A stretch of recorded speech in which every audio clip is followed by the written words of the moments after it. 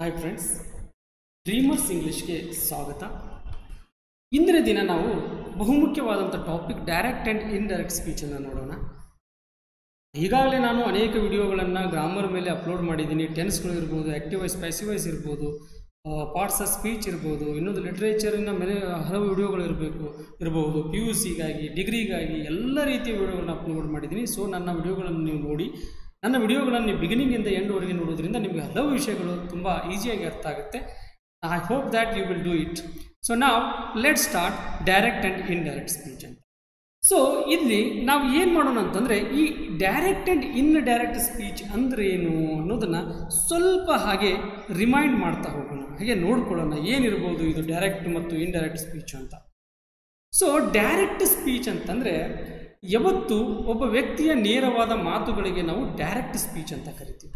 So there is what is the speech here? The direct speech from somebody. ಈಗ ಅವನು ಹೇಳ್ತಾನೆ, ನಾನು ಹೇಳ್ತೀನಿ, ಒಂದು ಎಕ್ಸಾಂಪಲನ್ನು ಬರ್ತೀನಿ. Raju said, comma, double inverted ಕಾಮನ್ನು ನಾವು ಬಳಸ್ತೀವಿ ಇಲ್ಲಿ. I am very happy, full point, double inverted comma, complete. ಈ ರೀತಿ ಇದಕ್ಕೆ ನಾವು ಡೈರೆಕ್ಟ್ ಸ್ಪೀಚ್ ಅಂತ ಕರಿತೀವಿ. ರಾಜು ಹೇಳಿದನು, ಇಲ್ಲಿ ನೀವು ಡಬಲ್ ಇಂಟೆಡ್ ಕಾಮ ಹಾಕಲೇಬೇಕು. ಅವನ ನೇರವಾದ ಮಾತುಗಳು, ಡಬಲ್ ಇಂಟೆಡ್ ಕಾಮ ಅಂದರೆ ಅರ್ಥ ನೇರವಾದ ಮಾತುಗಳು, ತುಟಿಗಳು ಇದ್ದಂಗೆ ಅದರ ಅರ್ಥ. ಐ ಆಮ್ ವೆರಿ ಹ್ಯಾಪಿ, ನಾನು ತುಂಬ ಸಂತೋಷವಾಗಿದ್ದೇನೆ ಅಂತ ಇಲ್ಲಿಗೆ ಫುಲ್ ಪಾಯಿಂಟ್ ಕೊಟ್ಟು ಅವನ ಮಾತುಗಳನ್ನು ಮುಗಿಸ್ತಾನೆ ಅವನು. ಇದಕ್ಕೆ ನಾವು ರಿಪೋರ್ಟೆಡ್ ವರ್ಬ್ ಅಂತ ಕರಿತೀವಿ. ಇಲ್ಲಿ ಸೇಡ್ ಬರೋದ್ರಿಂದ ಇದಕ್ಕೆ ನಾವು ರಿಪೋರ್ಟೆಡ್ ವರ್ಬ್ ಅಂತ ಕರಿತೀವಿ. Said, reported verb. ಇನ್ನು ಐ ಆಮ್ ವೆರಿ ಹ್ಯಾಪಿ ಇದೆಯಲ್ಲ, ರಿಪೋರ್ಟೆಡ್ ಸ್ಪೀಚ್ ಇದು. ಇದಕ್ಕೆ ರಿಪೋರ್ಟೆಡ್ ಸ್ಪೀಚ್ ಅಂತ ಕರಿತೀವಿ. Okay, this is a reported verb and this is a reported speech, ಅಂದರೆ ನೇರವಾದ ಮಾತುಗಳು ಇವು. ಈಗ ನಾವು ಏನು ಮಾಡಬೇಕಂತಂದರೆ, ಅಕಸ್ಮಾತಾಗಿ ನಾವು ಏನಾದರೂ ಇದನ್ನು ಇಂಡೈರೆಕ್ಟ್ ಸ್ಪೀಚಿಗೆ ಬದಲಾಯಿಸಬೇಕಾದ್ರೆ ಕೆಲವೊಂದು ರೂಲ್ಗಳನ್ನು ಫಾಲೋ ಮಾಡಬೇಕು. That is very important, following the ರೂಲ್ಗಳನ್ನು ಹೇಗೆ ಫಾಲೋ ಮಾಡಬೇಕಂದ್ರೆ, ಆ ರೀತಿಯ 4 ರೂಲ್ಗಳು ಬರ್ತವೆ. ಒಂದನೇದ್ದು ರೂಲಲ್ಲಿ ಚೇಂಜ್ ಆಫ್ ಟೆನ್ಸ್ ಅಂತ ಬರುತ್ತೆ. ಟೆನ್ಸನ್ನು ಬದಲಾಯಿಸಬೇಕು.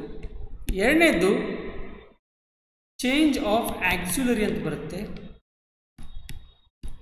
ಆಕ್ಸುಲರೀಸನ್ನು ಚೇಂಜ್ ಮಾಡಬೇಕು. ಹಾಗೆ ನಾವು ಥರ್ಡ್ ರೂಲನ್ನು ಚೇಂಜ್ ಆಫ್ ಸಮ್ ವರ್ಡ್ಸ್ ಅಥವಾ ರಿಮೋಟ್ನೆಸ್ ಅಂತ ಬರೀತೀವಿ. ನಿಯರ್ ಟು ರಿಮೋಟ್ನೆಸ್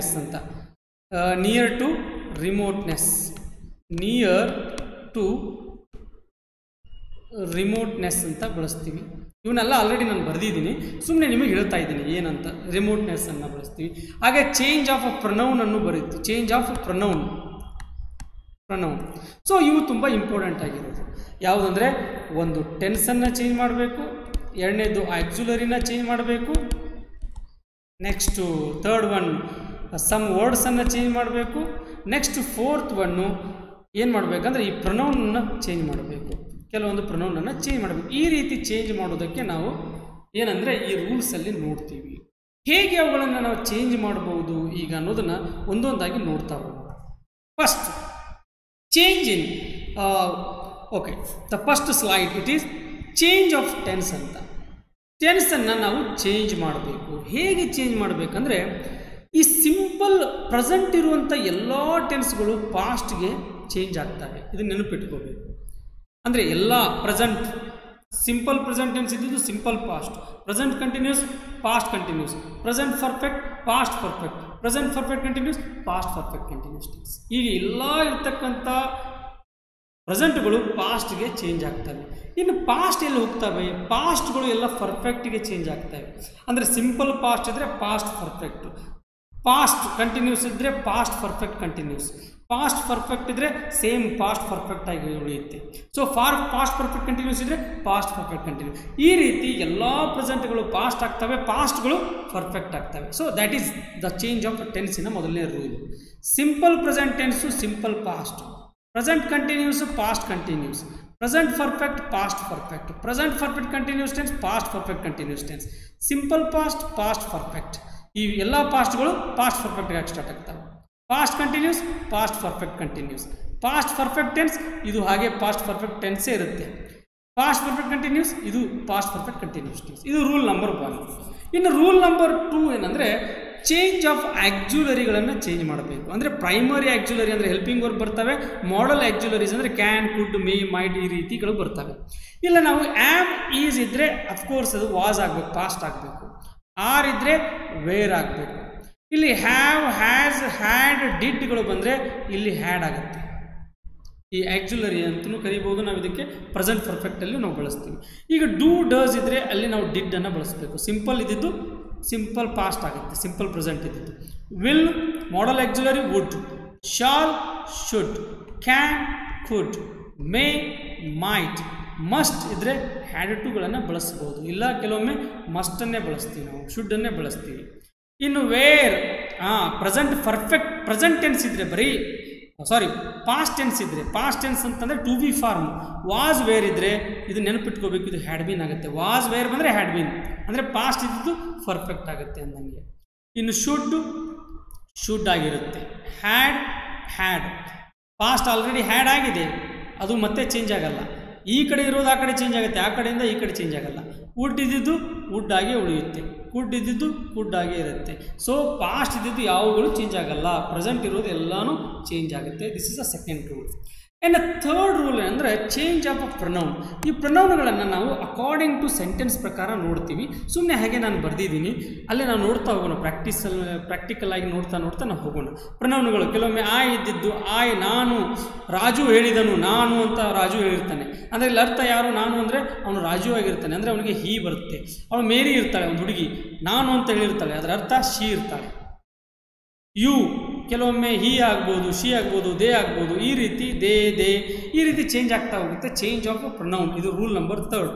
ಇನ್ನು ರೂಲ್ ನಂಬರ್ 4 ಏನಂದರೆ change of a time and ಪ್ಲೇಸ್ಗಳು ಚೇಂಜ್ ಆಗ್ತವೆ. ಇದಕ್ಕೆ ಇನ್ನೊಂದು ಅರ್ಥದಲ್ಲಿ ನಿಯರ್ ಟು ರಿಮೋಟ್ನೆಸ್ ಅಂತಲೂ ನಾವು ಕರಿತೀವಿ. ಹೇಗಂತಂದರೆ ದಿಸ್ ಅಂತ ವರ್ಡ್ ಬಂದರೆ ಅದು ದ್ಯಾಟ್ ಆಗುತ್ತೆ, ಅದು ಇದು ಅಂತ ಬಂದರೆ ಅದು ಆಗುತ್ತೆ. ಇಲ್ಲಿ ದೀಸ್ ಇವುಗಳು ಅಂತ ಬಂದರೆ ಅವುಗಳು ಆಗ್ತವೆ, ದೋಸ್. ಹಿಯರ್ ಟೈಮ್ ಪ್ಲೇಸ್, ಇಲ್ಲಿ ಅಂತಿದ್ರೆ ದೇರ್ ಅಲ್ಲಿ ಅಂತ ಆಗುತ್ತೆ. ನಾವು ಈಗ ಇದ್ರೆ ಅಲ್ಲಿ ದೆನ್ ಆಗುತ್ತೆ. ಸೊ ಟುನೈಟ್ ಇವೆಲ್ಲ ಇದು this direct speech, indirect speech that ಅಂದಂಗೆ. ಸೊ ಈ ಕಡೆ ಸ್ವಲ್ಪ ಈ ಕಡೆ ಬಂದಿದೆ ವರ್ಡು. ನೆಕ್ಸ್ಟ್ ಟುಮಾರೋ ಇದ್ದಿದ್ದು ದ ನೆಕ್ಸ್ಟ್ ಡೇ ಅಂತ ಹೇಳಬೇಕು, ಮುಂದಿನ ದಿನ, ಅಥವಾ ದ ಫಾಲೋವಿಂಗ್ ಡೇ ಅಂತ ಹೇಳ್ಬೋದು, ಅಥವಾ ಡೇ ಅಂತ ಹೇಳ್ತೀವಿ. ಇನ್ನು ಎಸ್ಟರ್ಡೇ ಅನ್ನೋ ವರ್ಡ್ ಯೂಸ್ ಮಾಡ್ತೀವಿ. ಇಲ್ಲಿ ಸ್ಪೆಲ್ಲಿಂಗು ಸ್ವಲ್ಪ ಎಸ್ಟರ್ಡೇ ಸ್ಪೆಲ್ಲಿಂಗು ಮಿಸ್ ಆಗಿದೆ. So that's why. ಸೊ ಇಲ್ಲಿ ವಾಯ್ ಬಳಸ್ತೀವಿ ನಾವು. ಎಸ್ಟರ್ಡೇ ಅನ್ನೋ ವರ್ಡ್ ಬಂದರೆ ಅಂದರೆ ನಿನ್ನೆ ಅಂದಂಗೆ, ಎಸ್ಟರ್ಡೇ ಅಂದರೆ ನಿನ್ನೆ ಅಂದಂಗೆ. ಸೊ ಅದನ್ನು ನಾವೇನು ಮಾಡ್ತೀವಿ ಅಂದರೆ ಎಸ್ಟರ್ಡೇ ಅಂದರೆ ದ ಡೇ ಬಿಫೋರ್ ಎಸ್ಟರ್ಡೇ, ನಿನ್ನೆಯ ದಿನ, ನಿನ್ನೆಯ ಹಿಂದಿನ ದಿನ ಅಂದಂಗೆ ಅರ್ಥ. ಪ್ರೀವಿಯಸ್ ಡೇ ಅಥವಾ ಹಿಂದಿನ ದಿನ ಅಂತ ಕರಿತೀವಿ ನಾವು. ಎಗೋ ಬಂದರೆ before. Next the following day, following ಅಂತ ಕರಿತೀವಿ. ನೆಕ್ಸ್ಟ್ ಅಂದರೆ ಮುಂದಿನ ಅಂದಂಗೆ. ಲಾಸ್ಟ್ ಪ್ರೀವಿಯಸ್ ಹಿಂದಿನ ಅಂದಂಗೆ. ದಸ್, ಸೊ, ದಿಸ್. ಈವ್ನಿಂಗ್ ಇದ್ದರೆ ದ್ಯಾಟ್ ಈವ್ನಿಂಗ್ ಆಗುತ್ತೆ. ಹೆನ್ಸ್ ಥೆನ್ಸ್ ಆಗುತ್ತೆ. ಸೊ ಈ ರೀತಿಯಾಗಿ ನಾವು ಬಳಸ್ತೀವಿ. ಸೊ ನೆಕ್ಸ್ಟ್ ಏನು ಮಾಡೋಣ ಅಂತಂದರೆ ಹೇಗೆ ಇವುಗಳನ್ನು ನಾವು ಈಗ ಬಳಸಬಹುದು ಅನ್ನೋದನ್ನು ನೋಡ್ತಾ ಹೋಗೋಣ. ಹೇಗೆ ಬಳಸ್ಬೋದು ಈ ಇರ್ತಕ್ಕಂತಹ ಡೈರೆಕ್ಟ್ ಸ್ಪೀಚನ್ನು ನಾವು ಇಂಡೈರೆಕ್ಟ್ ಸ್ಪೀಚಿಗೆ ಮಾಡಬೇಕಾದ್ರೆ ಕೆಲವೊಂದು ನಾನು ಆಲ್ರೆಡಿ ಹೇಳಿದೆ, ಆ ರೂಲ್ಗಳನ್ನು ಅಪ್ಲೈ ಮಾಡ್ತಾ ನಾವು ಏನು ಮಾಡ್ಬೋದು ಅಂದರೆ ಈ ಎಂಥ ಸೆಂಟೆನ್ಸ್ಗಳು ಇದ್ದರೂ ಅವನ್ನ ಇಂಡೈರೆಕ್ಟ್ ಸ್ಪೀಚ್ಗೆ ನಾವು ಬದಲಾಯಿಸ್ಬೋದು ಡೈರೆಕ್ಟ್ ಸ್ಪೀಚ್ಗಳನ್ನು. ಸೊ ಆಲ್ರೆಡಿ ನಾನು ಏನು ಮಾಡಿದ್ದೀನಿ ಅಂದರೆ ಇಲ್ಲಿ ಕೆಲವೊಂದು ಎಕ್ಸಾಂಪಲನ್ನು ಬರೆದಿದ್ದೀನಿ. ಈ ಎಕ್ಸಾಂಪಲ್ ಥ್ರೂ ನಾವು ಏನು ಮಾಡ್ತಾ ಹೋಗೋಣ ಅಂದರೆ ರೂಲ್ಸ್ ಅಪ್ಲೈ ಮಾಡ್ತಾ ಅವುಗಳನ್ನು ಈಸಿಯಾಗಿ ಬದಲಾಯಿಸೋಣ. ಫಾರ್ ಎಕ್ಸಾಂಪಲ್ ನೋಡೋಣ ಈಗ ಏನಂದರೆ ರಾಜ ಸೇಡ್, ರಾಜ ಹೇಳಿದನು, ಅವನು ಹೇಳ್ತಾನೆ ಇಲ್ಲಿ ರಾಜ ಸೇಡ್ ಟು ದೀಪು, ದೀಪುಗೆ ಹೇಳಿದನು I had money in my wallet, ನಾನು ನನ್ನ ಪರ್ಸ್ನಲ್ಲಿ ದುಡ್ಡನ್ನು ಇತ್ತು ಅಂತ ಹೇಳ್ತಾನೆ ಅವನು.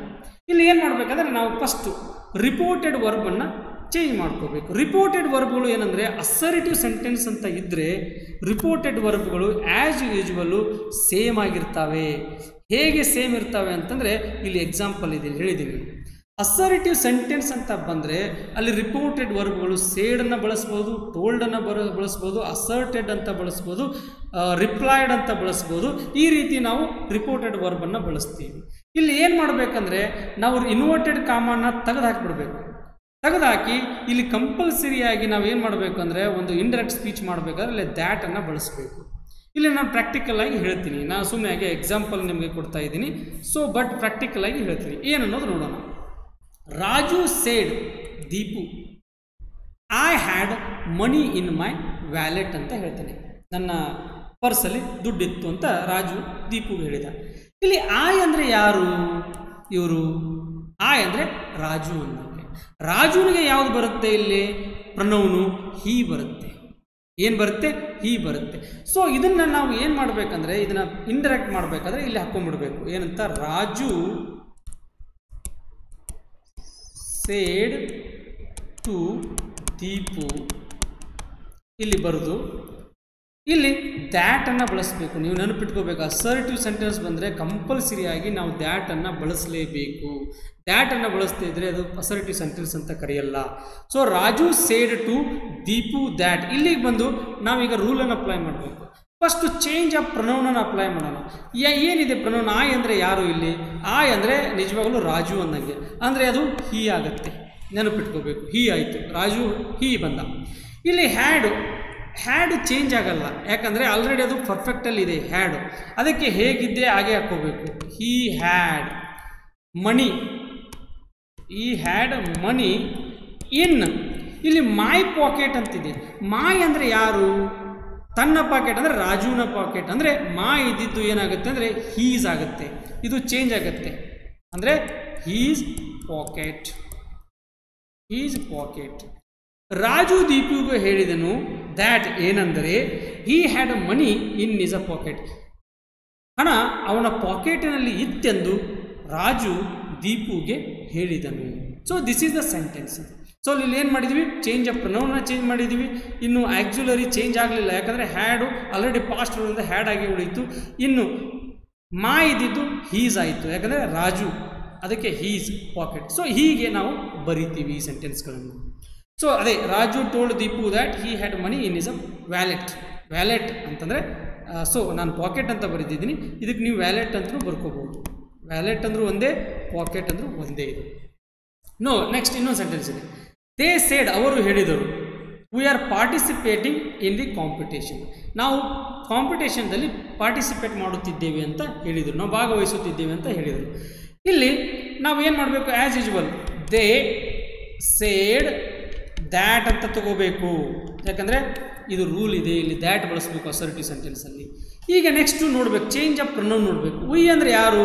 ವಿ ಅಂದರೆ ನಾವು ಅಂದರೆ ಯಾರು? ಇಲ್ಲೇ ಅವರು, ಯಾಕಂದರೆ ಅವ್ರು ಹೇಳಿದರು, ಅವರು ಅಂದಂಗೆ, ಅಂದರೆ ದೇ ಆಯ್ತು ಇಲ್ಲಿ.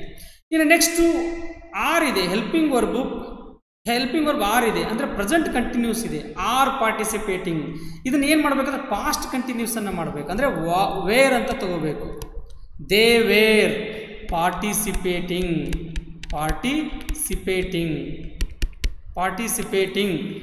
ಇನ್ ದಿ ಕಾಂಪಿಟೇಷನ್,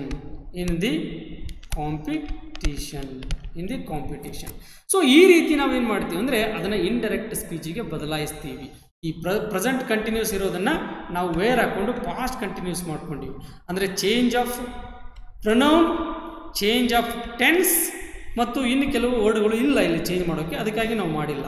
ಸೊ ಇಲ್ಲಿ ನೆನಪಿಟ್ಕೋಬೇಕು, ಈ ಡಬಲ್ ಇನ್ವರ್ಟೆಡ್ ಕಾಮ ಇದೆ, ಇವುಗಳನ್ನು ತೆಗೆದು ಇಂಡೈರೆಕ್ಟ್ ಸ್ಪೀಚಲ್ಲಿ ನೀವು ಅದನ್ನು ದ್ಯಾಟ್ ಮಾಡ್ಕೊಂಡ್ಬಿಡ್ಬೇಕು, ಅದರಲ್ಲಿ ದ್ಯಾಟ್ ಹಾಕ್ಕೊಂಡ್ಬಿಡ್ಬೇಕು. ಇಲ್ಲಿ ಇಂಡೈರೆಕ್ಟ್ ಮತ್ತೆ ಡಬಲ್ ಇನ್ವರ್ಟೆಡ್ ಕಾಮ ಬಳಸುವ ಅವಶ್ಯಕತೆ ಇಲ್ಲ. ಅವುಗಳ ಬದಲು ನಾವಿಲ್ಲಿ ಏನು ಮಾಡ್ತೀವಿ? ದ್ಯಾಟ್ಗಳನ್ನು ಆಗಿ ಬಳಸ್ಕೊಂಡು ಹೋಗ್ತೀವಿ. ಸೊ ಈ ರೀತಿ ನಾವು ಇಂಡೈರೆಕ್ಟ್ ಸ್ಪೀಚನ್ನು ಬದಲಾಯಿಸ್ತೀವಿ ಸೆಂಟೆನ್ಸನ್ನು. They said that they were participating in the competition. So this is the sentence. So ನಾವು ಲೆಟ್ಸ್ ಸಿ ಸಮ್ ಎಕ್ಸಾಂಪಲ್ಸ್ ಅನ್ನು ನೋಡ್ತಾ ಹೋಗೋಣ. Robby said I am not feeling well. ಇಂದು ನನಗೆ ಆರಾಮ ಅನ್ನಿಸ್ತಾ ಇಲ್ಲ, ಇವತ್ತು ನಾನು ಆರಾಮಾಗಿಲ್ಲ ಅಂತ ಹೇಳ್ತಾಳೆ ಅವಳು ರಾಬಿ. ಇಲ್ಲಿ ರಾಬಿ ಸೇಡ್ ದ್ಯಾಟ್ ಅಂತ ಬಳಸ್ತೀವಿ, ಯಾಕಂದರೆ ಅಸರ್ಟಿವ್ ಸೆಂಟೆನ್ಸ್. ಆಯ್ ಅಂದರೆ ಯಾರು? ರಾಬಿ, ಅದಕ್ಕೆ ಇಲ್ಲಿ ಹಿ ಅಂತ ಬಳಸ್ತೀವಿ. ಅಂದರೆ ರಾಬಿ ಅನ್ನೋದು ಇಲ್ಲಿ ಹುಡುಗಿ ಅಲ್ಲ, ಹುಡುಗ ಅಂತ ತೊಗೊಂಡಿದ್ದೀವಿ ಅಂತ ಅಂದ್ಕೊಳ್ಳಿ ನೀವು. ಹುಡುಗಿ ಇದ್ದರೆ ಶಿ ಬರುತ್ತೆ, ಹುಡುಗಿ ಇದ್ದರೆ ಇಲ್ಲಿ ಶಿ ಬರುತ್ತೆ, ಹುಡುಗ ಇದ್ದರೆ ಇಲ್ಲಿ ಹಿ ಬಂದಿದೆ. ಈಗ ಆ್ಯಮ್ ಇದೆ, ಅದು ಏನಾಗುತ್ತೆ? ವಾಸ್ ಆಗುತ್ತೆ, ಯಾಕಂದರೆ ಹಿ ಬಂದರೆ ವಾಸ್ ಆಗುತ್ತೆ. ಹಿ was not feeling well that day. ಆ ದಿನ, ದಿಸ್ ಡೇ, ಟುಡೇ ಇದ್ದಿದ್ದು ಇಲ್ಲಿ ದ್ಯಾಟ್ ಡೇ ಬಳಸಬೇಕು. ಅವನಿಗೆ ಆ ದಿನ ಆರಾಮಿರಲಿಲ್ಲ ಎಂದು ರಾವಿ ಹೇಳಿದನು ಅಂತ ಬಳಸ್ತೀವಿ. ಇಲ್ಲಿ past continuous tense was not feeling, ಇಲ್ಲಿ present continuous tense I am not feeling ಇದು ಹಿ ವಾಸ್ ನಾಟ್ ಫೀಲಿಂಗ್ ಅಂತ ಬಂತು. ನೆಕ್ಸ್ಟ್ ಮಧು ಸೇಡ್ ಟು ಮೀತಾಗೆ ಮಧು ಹೇಳಿದಳು we are going to be late ನಮಗೆ ತುಂಬ ಲೇಟ್ ಆಗ್ತಿದೆ ಅಂತ ಹೇಳಿದಳು. ಮಧು ಮೀಟಾಗಿ ಹೇಳಿದರು. ಆವಾಗ ಮಧು ಸೇಡ್ ಟು ಮೀಟಾ, ಇಲ್ಲಿ ದ್ಯಾಟ್ ಹಾಕೋಬೇಕು. ವಿ ಅಂದರೆ ಯಾರು? ಇಬ್ಬರು ಇವರು, ಮಧು ಮತ್ತು ಮೀಟಾ ಅಂದರೆ ಅವರು ಅಂದಂಗೆ ಅದು ಅರ್ಥ. ಅದಕ್ಕೆ ನಾನು ಇಲ್ಲಿ ದೇ ಬಳಸಿದ್ದೀನಿ. ಈಗ ಪ್ರೆಸೆಂಟ್ ಕಂಟಿನ್ಯೂಸ್ ಟೆನ್ಸ್ ದೇ ಬಳೋದು ಪ್ರೆಸೆಂಟ್ ಆರ್ ಗೋಯಿಂಗ್ ಇದೆ, ಇಲ್ಲಿ ವೇರ್ ಗೋಯಿಂಗ್ ಯಾಕಂದರೆ ದೇ ಬಂದಿದೆ, they were going to be late ಅಂತ ಬಳಸಿ. ಅದೇ ಸೆಂಟೆನ್ಸ್ನ ನಾನು ಮತ್ತೆ ರಿಪೀಟ್ ಮಾಡಿದ್ದೀನಿ. They said we are participating in the competition. They said that they were participating in the competition. Raja said to Deepu, I had money in my wallet. Raja said to Deepu that he had money in his wallet. Next he said, ಅವನು ಹೇಳಿದನು I will go to police station. ನಾನು police ಸ್ಟೇಷನ್ಗೆ ಹೋಗುವೆನು ಎಂದು ಅವನು ಹೇಳಿದನು ಅಂತ ಇದೆ. ಇಲ್ಲಿ ಡಬಲ್ ಎಂಡೆಡ್ ಕಾಮ ತೆಗೆದು ದ್ಯಾಟ್ ಹಾಕೋಬೇಕು. ಆವಾಗ he said ದ್ಯಾಟ್, ಈಗ ಆ ಅಂದರೆ ಯಾರು? ಹಿ, ಅವನು ಅಂದಂಗೆ. ಅಂದರೆ ಇಲ್ಲಿ ಏನು ಮಾಡ್ತೀನಿ ನಾನು ಹಿ ಹಾಕ್ತೀನಿ. ಇಲ್ಲಿ ವಿಲ್ ಇರೋದು ಏನಾಗುತ್ತೆ? Change of auxiliary. ವಿಲ್ ಇರೋದು ವುಡ್ ಆಗುತ್ತೆ. He would go to the police station. ಅವನು ಪೊಲೀಸ್ ಸ್ಟೇಷನ್ಗೆ ಹೋಗುವನೆಂದು ಹೇಳಿದನು. ಸೊ ಇದಕ್ಕೆ ನಾವು ಏನು ಮಾಡ್ತೀವಿ ಅಂತೀವಿ ಅಂದರೆ ಇದಕ್ಕೆ ಅಸರ್ಟಿವ್ ಸೆಂಟೆನ್ಸ್ ಅಂತ ಕರಿತೀವಿ. I hope friends you have understood what this assertive sentence it is. ಏನಿದು ಅಸರ್ಟಿವ್ ಸೆಂಟೆನ್ಸ್ ಅನ್ನೋದನ್ನು ನೀವು ಅರ್ಥ ಮಾಡ್ಕೊಂಡಿದ್ದೀರಿ ಅಂತ ನಾನು ತಿಳ್ಕೊಂಡಿದ್ದೀನಿ. ಸೊ ಇದಕ್ಕೆ ನಾವು ಕೆಲವೊಂದು ರೂಲ್ಗಳನ್ನು ಅಪ್ಲೈ ಮಾಡಬೇಕು. Change of tense, change of pronoun, change of some words ಅಥವಾ ನಿಯರ್ನೆಸ್ ಟು ರಿಮೋಟ್ನೆಸ್, ಹಾಗೆ ಇನ್ನು ಕೆಲವೊಂದು ಈ 4 ರೂಲ್ಗಳು ಚೇಂಜ್ ಆಫ್ ಆಕ್ಚುಲರಿ, ಈ ರೂಲ್ಗಳನ್ನು ಫಾಲೋ ಮಾಡ್ತಾ ನಾವು ಈಸಿಯಾಗಿ ಡೈರೆಕ್ಟ್ ಸ್ಪೀಚನ್ನು ಇಂಡೈರೆಕ್ಟ್ ಸ್ಪೀಚಾಗಿ ಬಳಸ್ಬೋದು. ಆದರೆ ಇವು ಬರಬೇಕಾದ್ರೆ ನೀವು ಟೆನ್ಸನ್ನ ಬಗ್ಗೆ ಮತ್ತು ಆ್ಯಕ್ಟಿವೈಸ್ ಪ್ಯಾಸಿವ್ಸ್ ಬಗ್ಗೆ ಸ್ವಲ್ಪ ನಾಲೆಜ್ ಇರಬೇಕು. ಸೊ ನಿಮಗೆ ಇದ್ರ ಬಗ್ಗೆ ಗೊತ್ತಿಲ್ಲ ಅಂದರೆ ಆಲ್ರೆಡಿ ನಾನು ಕೆಲವೊಂದು ವಿಡಿಯೋಗಳನ್ನು ಅಪ್ಲೋಡ್ ಮಾಡಿದ್ದೀನಿ. ಆ ವಿಡಿಯೋಗಳನ್ನು ಹೋಗಿ ನೋಡಿ, ಅವಾಗ ನಿಮಗೆ ತುಂಬ ಈಸಿಯಾಗಿ ಇವುಗಳನ್ನು ಅರ್ಥ ಮಾಡ್ಕೋಬೋದು. So friends, if you have any doubt you can comment me into the YouTube channel. So friends, if you like it, ಒಂದು ವೇಳೆ ಈ ವಿಡಿಯೋ ನಿಮಗೆ ಇಷ್ಟ ಆದರೆ ಲೈಕ್ ಮಾಡಿ, ಶೇರ್ ಮಾಡಿ, ಸಬ್ಸ್ಕ್ರೈಬ್ ಮಾಡೋದನ್ನು ಮರಿಬೇಡಿ. Thank you friends.